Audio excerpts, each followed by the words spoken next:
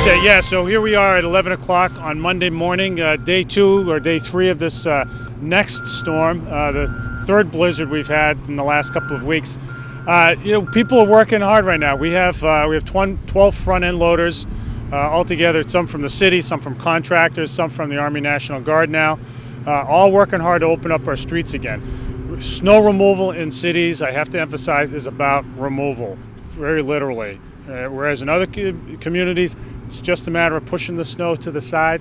Here in cities, because there isn't much room to put it, you got to cart it off, and that's what they're doing here down the south end and up in the north end. And this will continue for the next couple of days.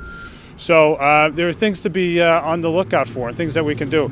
First of all, if you don't have to go out, please don't go out. Look, I know that's it's very inconvenient, but we're still doing a lot of plowing and a lot of excavating. To the extent that people can stay home and park on the correct side of the street, across from the fire hydrant, our plows can get through and continue to move the snow out. It's very cold. There are a couple things that concern me. One is just exposure. We're sitting out here, we're feeling it.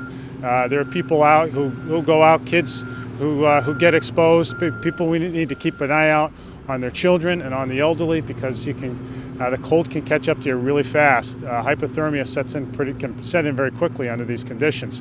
The other thing to keep in mind is we've had a number of water breaks today, both underground as well as in buildings. New Bedford Hotel is one place, up on Washburn Street is another place.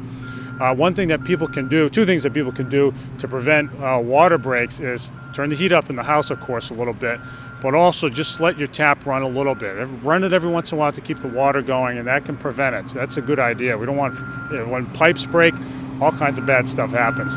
The other thing to keep in mind is we're going to have a parking ban continue to be in effect. We're going to extend it into at least tomorrow. Stay tuned for updates on that. We'll be getting out more information about that later in the day, but suffice it to say that the parking ban is going to go into at least Tuesday so we can continue to remove snow.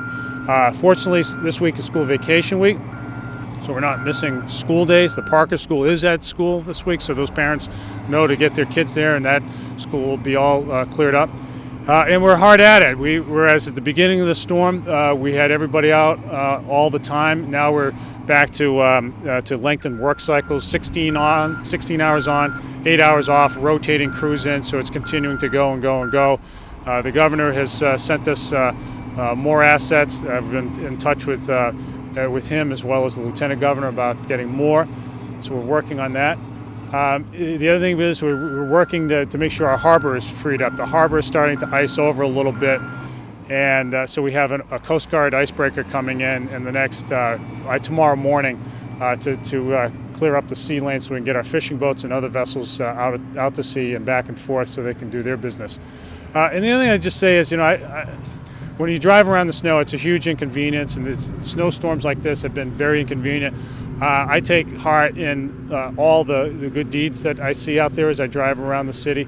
People are pitching in, helping their neighbors, looking out for one another, and that's great. And they set good examples for the rest of us, and I just wanted to let all those people know how much I appreciate all of their work. I noticed that the buses are running today. I don't know if it's a limited schedule or not. The airport, you said, was closed. The airport is closed today. We'll see whether we can open it up again tomorrow. The airport has its own snow clearance assets. They can get rid of the snow pretty quickly. The problem we have today, obviously, you can tell by the wind, is that we have lots of drifting. We have cleared roads in the city several times over, and they've filled back up again because of the blowing wind. We have a lot of light snow that just blows around. It looks like the Sahara Desert, except all white. It's like that. It'll continue to be like that. So that requires more patience on everybody's behalf. So our crews will eventually catch up to it, but it's going to take a little time. Is there concern because of the cold? Is it a race, in a sense, against time, knowing that potentially another storm on Tuesday? Yeah, we know that there's more snow in the forecast, and we're going to have to mobilize yet again for that. We're getting used to it a little bit right now, but again, it just requires more of the same. It is disruptive. It occupies people's time and attention, and puts a crimp in everybody's day. But we're dealing with it, and we'll continue to deal with it. And if people have questions, they know the number for DPI. They can call that. We have a team of people who are fielding all of those calls. Stay tuned for updates on the city website, on cable access, as well as WBSM and the Standard Times. We'll keep pushing information out, and we'll get through it. And at some point, Jim, it'll melt, right?